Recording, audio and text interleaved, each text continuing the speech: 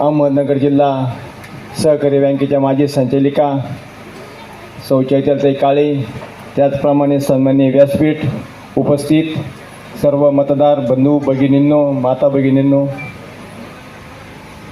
आपण सर्वांनी 2019 साली माननीय आमदार आशुतोष दादा काळे यांना जो आशीर्वाद दिला, त्यांच्यावर जो विश्वास टाकवला आणि त्यांना या कोपरगाव विधानसभा मतदारसंघाचं प्रतिनिधित्व करण्याची जी संधी दिली, त्या संधीचं निश्चित सोनं दादांनी केलेलं आहे. केलं की नाही हे मला पण तुम्ही सांगा, फक्त केलं की नाही. कारण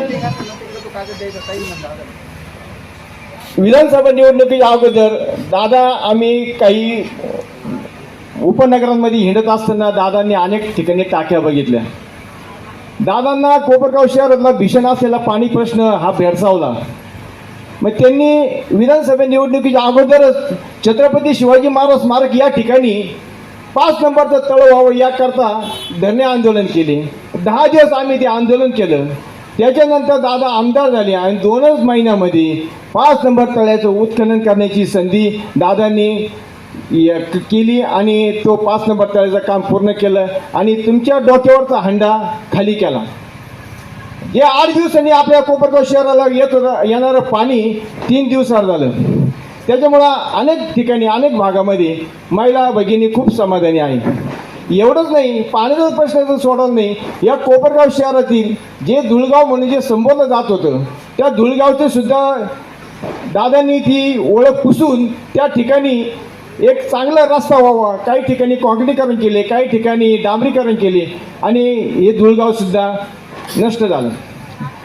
ग्रामीण भागातल्या वाड्या वस्त्यावर सुद्धा दादांनी खूप असा विकास केला आणि तेच करत असताना म्हणजे तिथे वाड्या वस्त्यावर जाणारे रस्ते काही ठिकाणी अनेक ठिकाणी अशा समस्या होत्या का पावसामध्ये वाड्या वस्त्यावर जाताच येत नव्हतं. तो सुद्धा दादांनी प्रश्न मार्गी लावला. आपलं कोविडच्या काळामध्ये दादांनी केलेलं कार्य सर्वश्रुत आहेच. त्याचप्रमाणे कोपरगाव येथील उपजिल्हा रुग्णालय आणि आपले ही गोदावरी नदी, आपल्याच प्रभागामध्ये गोदावरी नदी आहे. या गोदावरी नदीच्या संवर्धनाकरता दादांनी 20 कोटी रुपयाचा निधी दिला. म्हणजे अक्षरशः इतकं निसर्गरम्य हे ठिकाण होणार आहे. आपला जो हा प्रभाग आहे, ही नदी काठ आहे, जॉगिंग ट्रॅक होणार आहे, त्या नदीचं सुशोभीकरण होणार आहे. 20 कोटी रुपयाचा निधी दिला. त्याचप्रमाणे जिजामाता उद्यान, तिथं सुद्धा 50 लाख रुपयाचा निधी दिला. आपली हनुमंत व्यायाम मंदिर, त्या ठिकाणी 20 लाख रुपयाचा निधी दिला. अमरधाम 1 कोटी रुपयाचा निधी दिला. अशा एक ना अनेक कामं दादांनी या भागातच नव्हे तर संपूर्ण कोपरगाव शहर आणि मतदारसंघात केली. आणि आम्हाला बाकीचं काही बोलायचं नाही, आम्हाला फक्त दादांनी जो विकास केला त्या विकासावर बोलायचं आहे. आणि तुम्हाला सांगतो, दादांना एक व्हिजन आहे, दादांना एक दूरदृष्टी आहे. परदेशात शिकून आले ते दादा, त्यांना या कोपरगाव मतदारसंघाचं कायापालट करायचं आहे. त्याच्याकरता माझी सगळ्यांनी विनंती आहे, जर कोपरगाव शहर हे गाव आहे, हे गाव नसून हे आपल्याला शहर करायचं आहे आणि शहर करण्याकरता विजन असलेला नेता या मतदारसंघाचं प्रतिनिधित्व करील अशी मला खात्री वाटते. त्याकरता तुम्ही सगळ्यांचं सहकार्य लाभेल अशी मी विनंती करतो. आणि येत्या 20 तारखेला आमदार आशुतोष अशोकराव काळे यांची जी निशाणी आहे, घड्याळ क्रमांक आहे 1, या पुढचं जे बटन दाबा आणि आशुतोष दादा काळे यांना प्रचंड बहुमताने विजय करा, एवढीच या निमित्ताने विनंती करतो. आणि या भागातले नागरिक अतिशय थोड्या वेळात या ठिकाणी उपस्थित झाले, त्यांचं मी आभार मानतो. माझं 2 शब्द संपवतो. जय हिंद, जय महाराष्ट्र. आपणास सर्वांना माहिती आहे का 20 तारखेला मतदान आहे आणि 20 तारखेला मतदान आपल्याला अशा माणसासाठी करायचं आहे का जो माणूस 5 वर्ष मागचे हे आपल्या सर्वांसाठी काम करत होता. हे सर्वांना माहिती आहे का मागच्या 5 वर्षामध्ये माननीय आमदार आशुतोष दादा काळे साहेबांनी, मला वाटत नाही का घरी ते किती वेळ थांबले, पण दररोज कोपरगाव शहरामध्ये कुठं ना कुठं ते माणूस आपल्याला दिसत होता का नव्हता? तुम्ही प्रत्येकाने सांगा.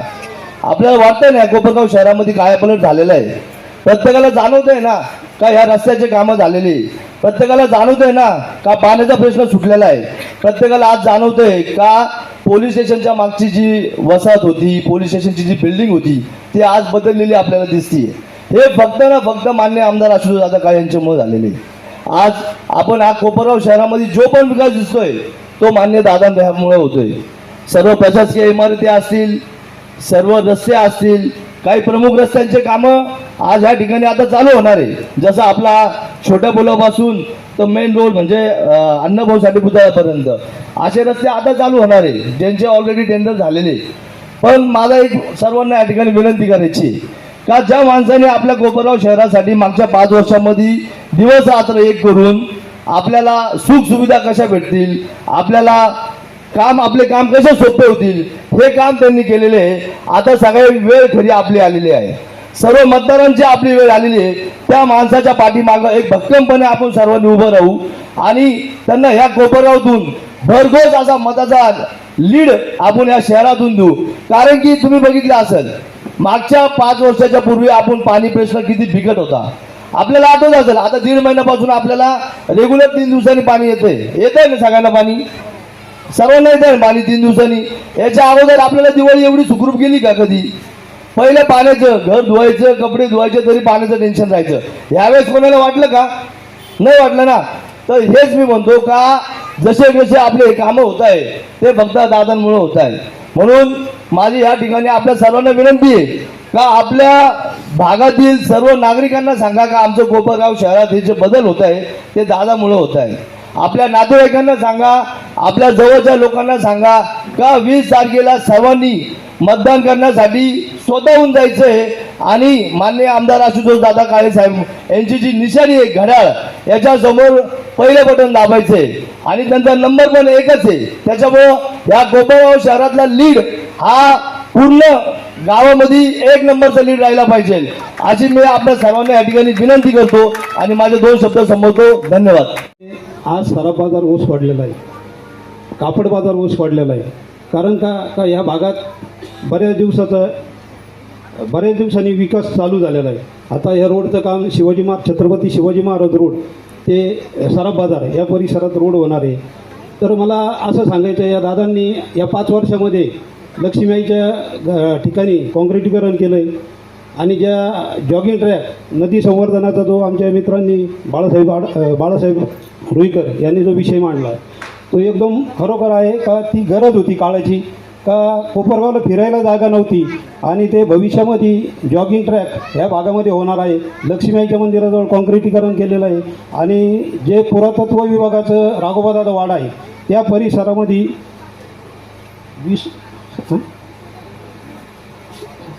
7,50,00,000 त्यांनी मंजूर केलेले का जेणेकरून या भागामध्ये दत्तपार विकसित केलेलं आहे.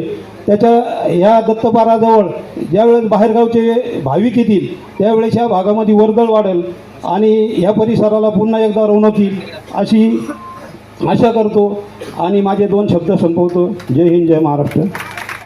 काळे साहेबांचं उदाहरण सांगतो मी. माझी मिसेस शारदा इंग्लिश मिडियमला टीचर होती, तुम्हाला मी सांगितलं परवा. ती टीचर होती. तर शाळेची ट्रीप जाते तर 9वी 10वीचे मुलं 8वीचे मुलं घेऊन त्या तिथे गेल्या दिल्ली दाखवण्यासाठी. आणि 2 दिवसांनी एक मुलगा आजारी पडला. तो होता मरीच्या गवळींचा मुलगा. पण आता ते विद्यार्थ्याची जबाबदारी शिक्षकावर असते. तो आजारी पडला, सिरियस झाला. रात्री 10 वाजले. मला फोन आला, अहो म्हणे असं इथं असं झालं, मी दिल्लीत काय करू? माझं दिल्लीत पण घर आहे, अडचण 3 आहे, माझ्या पुण्यातही घर आहे, मुलगा डॉक्टर आहे. तर तिथे तो आजारी पडला. मला फोन आला, अहो असं झालं. म्हटलं चिंता करू नको. मी रात्री 10:30 वाजता काळे साहेबांना फोन केला. ते खासदार होते. काळे साहेबांना फोन केला. काळे साहेबांनी ते पेने घेतला आणि पेने मला सांगितलं ते आता झोपायला गेलेत, ते आता येणार नाही. म्हटलं उठव, कोपरगावून जोशी वकील बोलतोय, उठव म्हटलं. माझं नाव सांगितल्यावर ते उठले आणि मला विचारलं का एवढं रात्री फोन केला तुम्ही? म्हटलं साहेब फोन केला तसं काम तसंच आहे. आपल्या मरीचा गवळीचा मुलगा आजारी पडला आहे, 9वीचा आहे. त्याची हॉस्पिटलची व्यवस्था ताबडतोब झाली पाहिजे.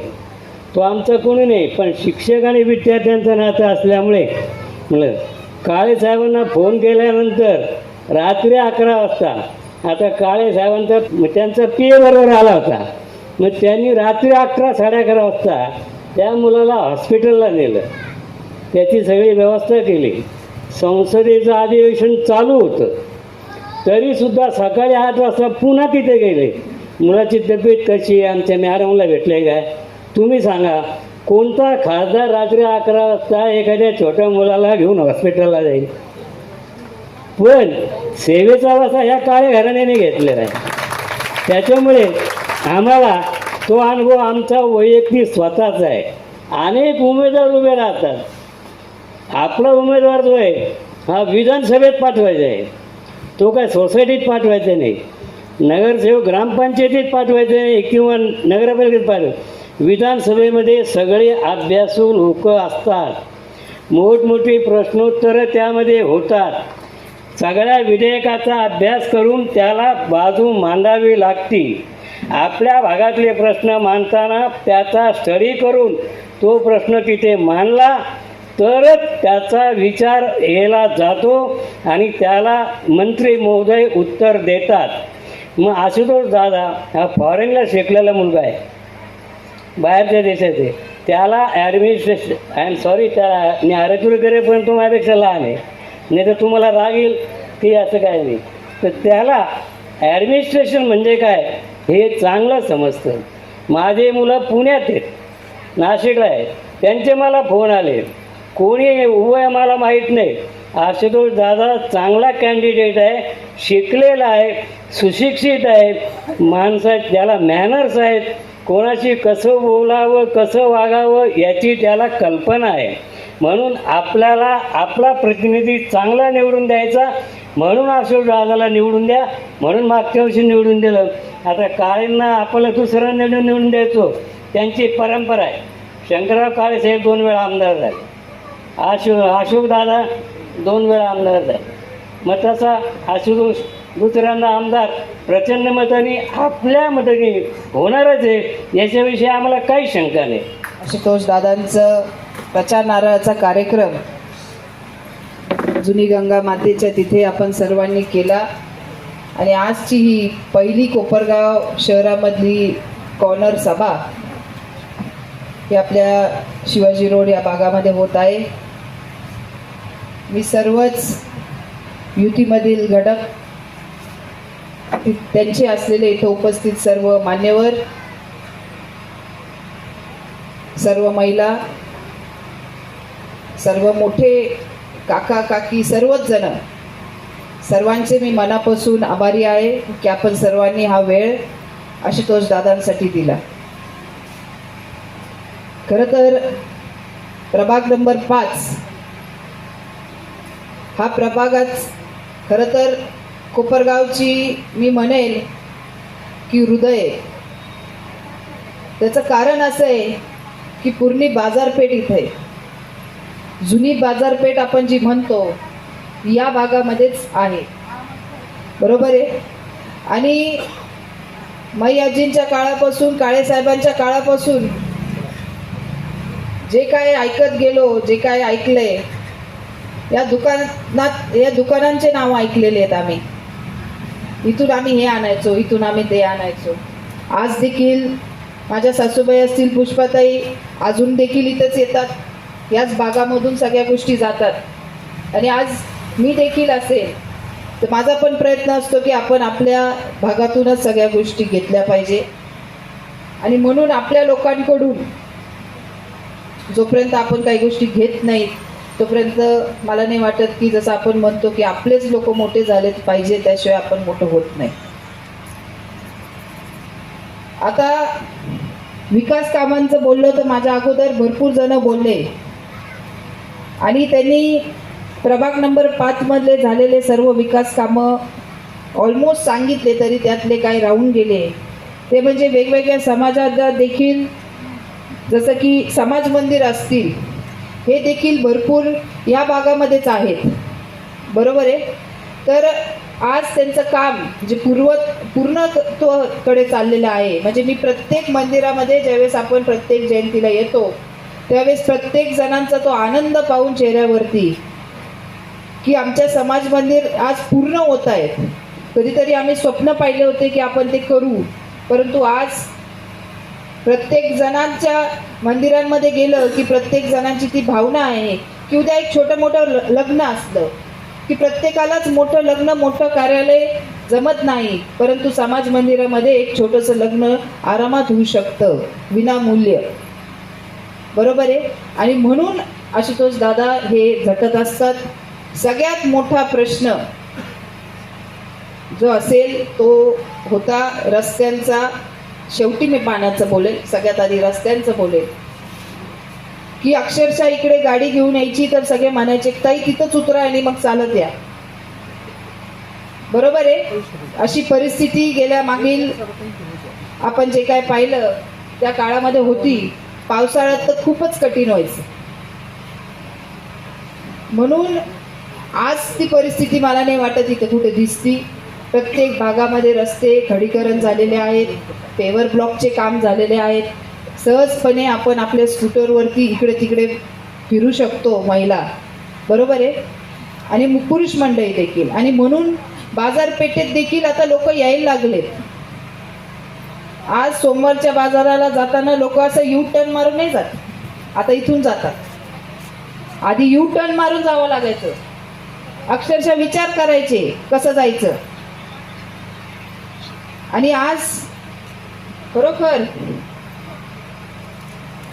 याच्या व्यतिरिक्त सगळ्यात मोठं जे आपल्या इथं जुनी गंगेचा जर आपण जे इथे जे मंदिर आहे त्या मंदिराच्या पुढे जी आपली नदी आहे, जी गोदावरी नदी माता, आपण सर्वजण खरं तर त्याची पूजा करतो. आणि तिथलचं जे सुशोभीकरण आहे त्या सुशोभीकरणासाठी आपण खूप NGOजनी प्रयत्न केला, भरपूर लोकांनी प्रयत्न केला, परंतु एवढ्या सहजपणे ते काही स्वच्छ होत नाही. किंवा त्याचं जे काही सुशोभीकरण गरजेचं आहे त्यासाठी देखील दादांनी प्रयत्न केलेला आहे आणि त्याचा देखील निधी आता आलेला आहे. जे सर्व महिलांची इच्छा असती ना, माझे पण 2 लहान मुलं आहेत की आम्ही मुलांना कुठं खेळायला घेऊन जायचं, कुणी पाहुणे आले की आम्ही कुठं घेऊन जायचं असा प्रश्न पडतो. आणि म्हणून आता तिथे जे काय गार्डन होणार आहे, वॉकिंग ट्रॅक होणार आहे आणि जे सुशोभीकरण आपल्या नदीवरती होणार आहे ते नक्कीच बघण्यासारखं असेल असं मला वाटतं. आणि नक्कीच आपण पुढीलच्या काळामध्ये ते बघू, आपल्या डोळ्यांनी बघू, कारण आता त्याच्यासाठी निधी आलेला आहे आणि ते काम लवकरच चालू होईल. याच व्यतिरिक्त सगळ्यात महत्त्वाचं अमरधामाचा जो प्रश्न होता, तिथे सर्वात मोठा असा प्रश्न होता. सुरुवातीला मला आठवतं की मला कॉल यायचे की ताई इथं खूप अंधार असतो. रात्रीच्या काळामध्ये एखाद्याचं आपल्याला जर अंत्यविधी करायचा ठरला तर प्रश्न पडायचा. आणि म्हणून सगळ्यात अगोदर तिथं हायमॅक्स बसवण्यात आला. आणि आत्ता ते अमरधाम सुशोभीकरण, नवीन अमरधाम हे आता तिथे होणार आहे. त्यासाठी देखील निधी आलेला आहे. आणि मला असं वाटतं की हे खूप मोठे मोठे कामं आपल्या या भागामध्ये होत आहेत. आणि महिलांसाठी मी आज तुम्हाला सगळ्यांना खरोखर सांगणार आहे की दादांनी जे आमरण उपोषण केलं मागील काळामध्ये, मी आपल्याकडे आले होते, आपण सभा, कॉर्नर मीटिंग्स कुणाकुणाच्या घरामध्ये आपण सर्वांनी घेतल्या. त्यावेळेस देखील दादांना आपण सर्व कोपरगावकरांनी जास्तीत जास्त मतदान दिलं. आणि म्हणून खरोखर मी म्हणेन की आपण जे शहरातून लीड दिलं की आपल्याला ते पाणी पाहिजे होतं म्हणून आपण दादांना मतदान दिलं. सगळ्या महिलांना हे समजत होतं की आपल्याला खरोखर 15 दिवसात पाणी, 8 दिवसात पाणी येत होतं आणि ते पाणी कुठेतरी आपल्या हक्काचं पाणी आहे आणि ते आपल्याला मिळायला पाहिजे. म्हणून आपण सर्वांनी दादांना त्यावेळेस पाठिंबा दिला. आज देखील माझी आपल्याला सगळ्यांना विनंती असेल की हा जो तलाव झालेला आहे खूप साध्या सोप्या पद्धतीने नाही झालेला आहे, हे आपल्याला सगळ्यांना माहीत आहे. तलाव करत असताना दादांना भरपूर संघर्ष करावा लागला. त्याचबरोबर मी खरोखर सांगेल की दादांनी संघर्ष का मागं नाही घेतला त्याचा एक छोटासा प्रसंग आहे. तो प्रसंग असा आहे की दादा आमरण उपोषण करत होते. आमरण उपोषण त्यांच्याबरोबर त्यांचे अजून 7 सहकारी करत होते. विविध भागातले सहकारी होते, शहरातले काय होते, त्याचबरोबर मुर्शदपूर ग्रामीण भागातले देखील एक दोन सहकारी होते की दादा तुम्ही बसताय तर आम्ही पण बसू. त्यातले एक शिंदे काका म्हणून आहे आमचे मुर्शदपूरचे. त्यांचं वय थोडंसं जास्त आहे.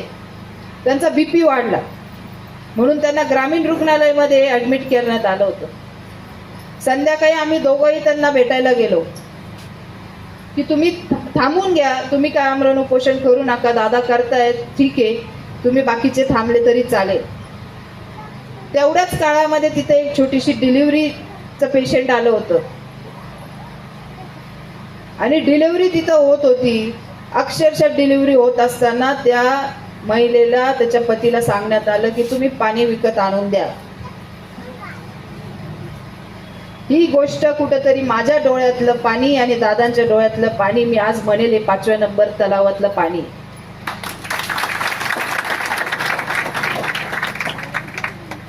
आणि म्हणून खरोखर आपल्याला सगळ्यांना मी विनंती करेल आज आपल्या सर्व महिला भगिनींना, त्याचबरोबर पुरुष मंडळींना, की आपण या 5व्या नंबर तलावाचं साठवण तलाव आपल्या कोपरगाव शहराला खूप महत्त्वाचा होता. कारण 4 नंबर मधलं पाणी ज्यावेळेस संपायचं त्यावेळेस प्रश्न पडायचा की आता पाणी कुठून द्यायचं, आणि म्हणून मग ते 15 दिवसाआड पाणी आपण घेतलेलं आहे. आज आपल्याला 3 दिवसाआड पाणी येतं. अक्षरशः खूप जण जसं काका म्हणाले की आम्हाला एवढी सवय नाही, तर मी एवढंच म्हणेल की सवय लावून घ्या. दादा इथं उभा आहे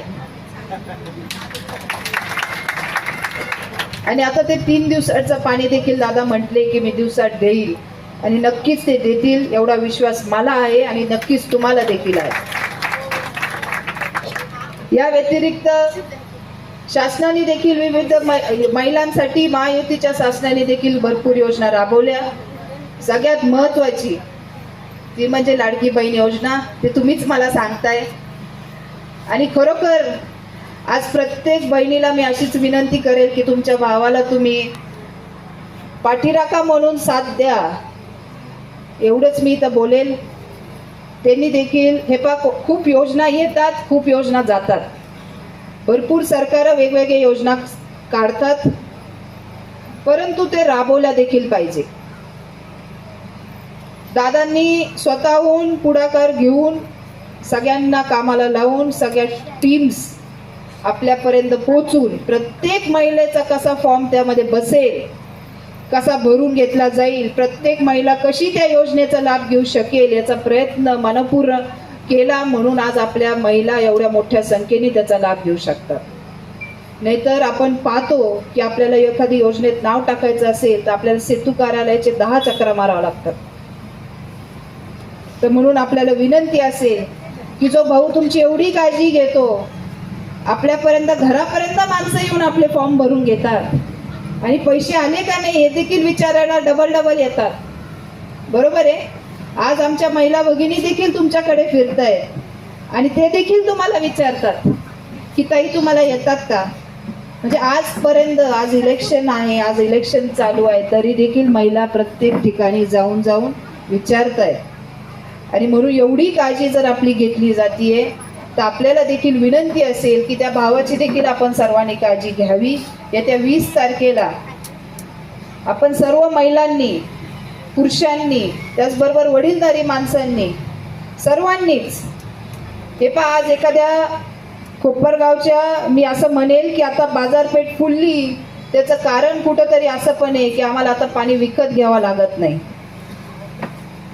आमचे महिन्याचे आम्हाला 1500 रुपये कमीत कमी आपले वाचतात किंवा 2000 रुपये आपले कमीत कमी वाचतात. प्रत्येक वेळेस जारचं पाणी विकत घ्या, प्रत्येक वेळेस टाकीत पाणी चढवा, त्याचं बिल वेगळं येणार मोटरीचं. हे सगळे पैसे आज आपले वाचलेले, हे पैसे आज आपण आपल्या खिशातले आपण आज बाजारात आनंदात घेतो. आपण दिवाळी साजरी केली, आपण दसरा साजरी केला, आणि आज प्रत्येक दुकानदाराला जर विचारायला गेलो तर प्रत्येक जण सांगतं की गेल्या 15-20 वर्षापूर्वीचं पेक्षा या वर्षी आमची दिवाळी व दसऱ्याचं सेल जास्तच आहे. हे खरं आहे का नाही आहे. आणि म्हणून कुठेतरी या सर्व योजना असतील, त्याचबरोबर आपल्या पाण्याचा प्रश्न जो मिटलेला आहे, त्यामधून होणारी आपली जी बचत आहे, या सगळ्या गोष्टींमुळेच आपले हात आता बळकट झालेले आहेत आणि हेच हात अजून बळकट करण्यासाठी मी असं म्हणेल की आपल्याला दादांना साथ द्या. एवढी मी छोटीशी तुमच्याकडे विनंती करणार आहे. आपलं चिन्ह घड्याळ आहे, आपण 1 नंबरचं बटन आहे, पहिलाच नंबरचं आहे. तर आपण सर्वांनी आशुतोष दादांना जेवढे जास्तीत जास्त मतदान आपण करू शकाल एवढी मी तुम्हाला विनंती करेल की तुम्ही ते करून घ्यावे. महिलांनी पुढाकार घ्यावे, पुरुषांनी देखील घ्यावे. आपण सर्वांनी माझ्या अगोदर खरोखर सगळ्यांनी सांगितलं आणि तसं पाहिलं तर जोशी काकांनी खरोखर जे काय प्रश्न किंवा जे काय गोष्टी आम्ही बोलू शकत नाही किंवा मांडू शकत नाही अशा गोष्टी देखील त्यांनी सांगितल्या, कारण तो त्यांचा मुलगा आहे आणि ते हक्काने सांगतात आणि मी त्यांची सून आहे म्हणून ते माझे पण कान हक्काने पकडतात आणि तसंच हक्क तुमच्या सगळ्यांचा देखील आहे. मी एवढंच इथं सांगेल की दादा मला एक सांगा की दादा आमदार झाल्यापासून कधी तुम्हाला वाटलं होतं का की दादा आपल्याला विचारणार नाहीत, आपल्यापर्यंत येणार नाहीत? आपण सगळ्यांनी हक्काने जाऊन त्यांच्यापर्यंत बोललेत ना. आपण सगळेजण गेल्या 5 वर्षात दादा आपल्या एरियामध्ये किती वेळेस आलेले आहेत, बरोबर आहे. आपण आपले प्रश्न उघडपणे मांडू शकतो कारण आपल्याला माहिती आहे की हा असा व्यक्ती आहे जो आमचे प्रश्न समजून घेईल आणि तो सोडवेल. एवढा विश्वास आपल्यामध्ये आज आहे आणि तो विश्वास आता आपल्याला मतदानाद्वारे दाखवायचा आहे.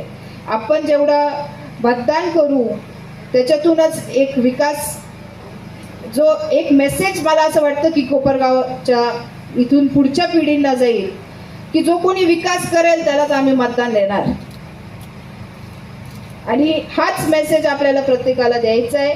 आणि नक्कीच तुम्ही येत्या काळामध्ये 20 तारखेला दादांना घड्याळ या चिन्हावर मतदान कराल अशी मी तुमच्याकडे परत एकदा विनंती करेल व माझे 2 शब्द संपवते. धन्यवाद.